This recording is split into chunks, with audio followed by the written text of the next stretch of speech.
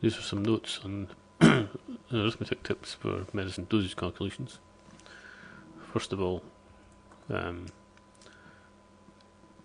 useful way to recall the setup of solids or tablets and capsules calculations is want upon got, or W divided by G as I got it there, where want is what's prescribed and got is what's available on the medicine label. And the extension of that is for liquids, want divided by got times volume.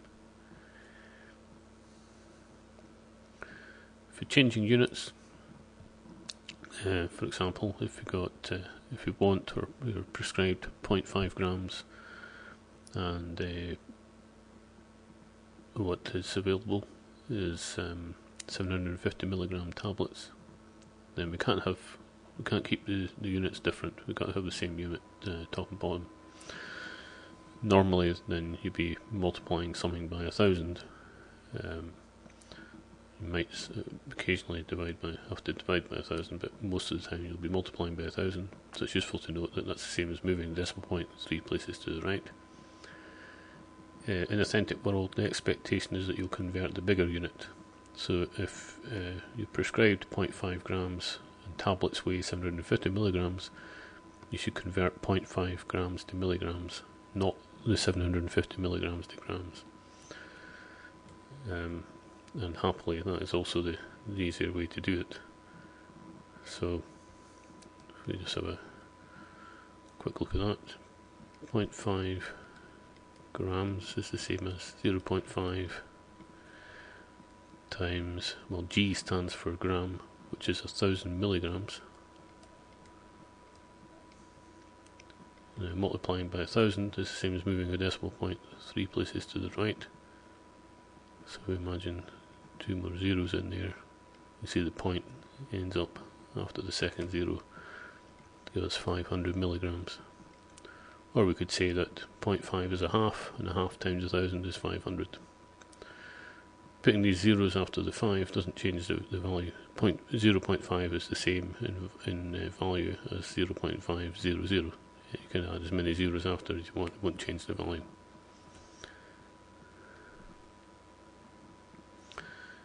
You must know these conversions, that 1 gram is 1,000 milligrams. So milli is 1,000th, and 1 milligram is 1,000 micrograms. And micro stands for 1 millionth. So some frequently encountered problems. Number divided by itself is equal to 1, and quite often we end up cancelling the fractions where we've got the numerator and denominator the same. So here's two examples, which might be liquid calculations, where we've got want divided by got times volume. And if want and got are the same unit and the same value, then we can cancel them. So 5 divided by 5 is 1. And we never usually write a number as 1 times itself, so hence we just cancel and leave the 1 out. And also this example here, 75 divided by 5 times 5, we can also cancel these 5s, because 75 divided by 5 times 5 is just the same as 75 times 5 upon 5. These are equivalent, so you can cancel those 5s. This is 75 times 1, but you don't really have to write times 1, just write 75.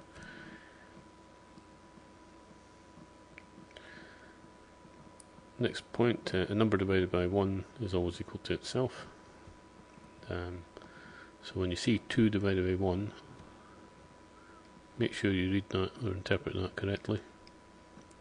Some people see a 1 and a 2 and they think, well, that's a half, or 1 upon 2. But remember, it's always the top number divided by the bottom number. And if the top number is bigger than the bottom number, the answer must be bigger than 1. So it's a way to remember that.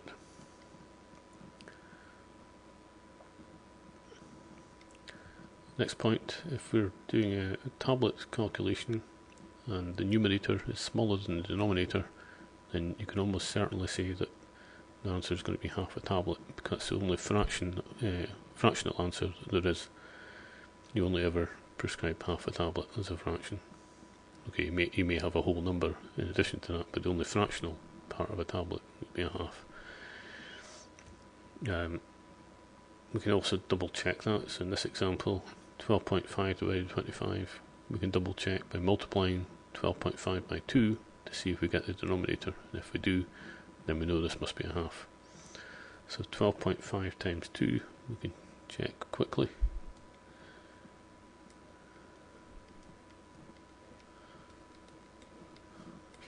Two times 5 is 10, let's put down the 0, carry 1. 2 2s are 4, plus the carried 1 is 5. Decimal point, same place, top and bottom. And then 2 times 1 is 2, so indeed we see 2 times 12.5 is 25.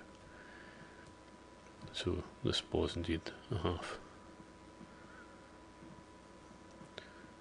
Fractions can be quickly and easily converted to decimals by turning them into long division calculations. So here we have 4/5 converted to a decimal. So 4/5 we can write as 4.0 divided by 5. 5 doesn't go into the 4, so put a 0 down and carry the 4. And how many 5s are in 40? The answer is 8, so 0.8 is the same as 4/5.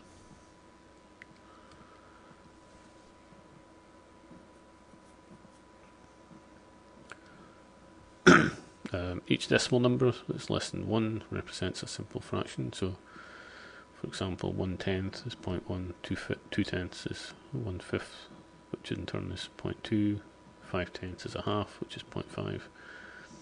So, you can either remember these or you could turn them into a long division to work out what the decimals should be. Careful reading fractions, again, 2 upon 5 causes a similar problem to the one I mentioned with 2 upon 1. People know that 5 divided by 2 is 2.5, so they sometimes jump at the figures there without thinking, well, this is 2 divided by 5, not 5 divided by 2. And again, if we want to work out 2 divided by 5, turn it into a long division. 2.0 divided by 5. 5 doesn't go into 2, so put a 0 down. Carry the 2, 5 into 20 goes 4, so 0.4 is our answer. But we should know that the answer will be less than 1, because the numerator is smaller than the denominator. Useful general strategy. Divide top and bottom by the same number to make the figures smaller and the calculation easier. So here's an example, 30 upon 75 times 5. If we divide top and bottom by 15, then 30 divided by 15 is 2, 75 divided by 15 is 5, so this turns into 2 upon 5 times 5, and then the 5s can cancel, leaving us with just 2 as the answer. Division by 10 is just moving the decimal point one place to the left. So 4 divided by 10 is the same as 4.0 divided by 10, which is 0.4, because that point moves one place to the left to give us 0.4. Division by 1000 is the same as moving the decimal point 3 places to the left. So 250, 0.0 divided by 1000 is 0.25.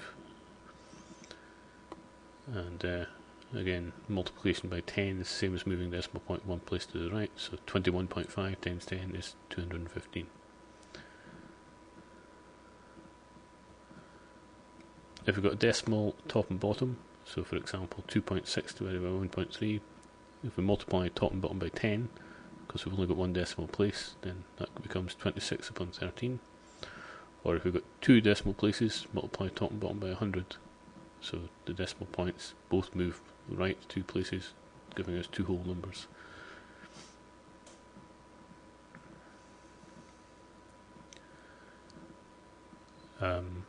Some other examples here. If we had 0.4 times 3, we could rewrite that as 0.4 divided by 1.0 times 3. Multiply top and bottom by 10, and that becomes 4 upon 10 times 3, which becomes 12 divided by 10, and we know division by 10 is moving the decimal point one place to the left, so that gives us 1.2. If we have a denominator of 50, then sometimes the easiest way to deal with that is multiply top and bottom by 2, because then that gives us a denominator of 100, and we know division by 100 is just moving the decimal point 2 places to the left. So in this example, 23.50 is the same as 46 upon 100, which you can write as 46.0 divided by 100, and dividing by 100 is the same as moving that point 2 places to the left to give us 0.46.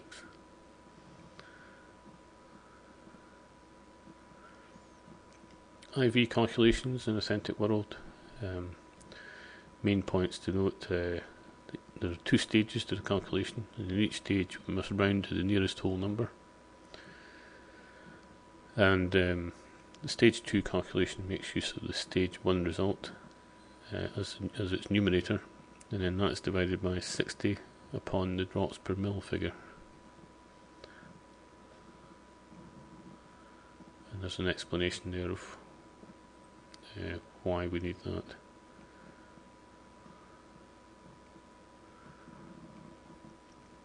And just the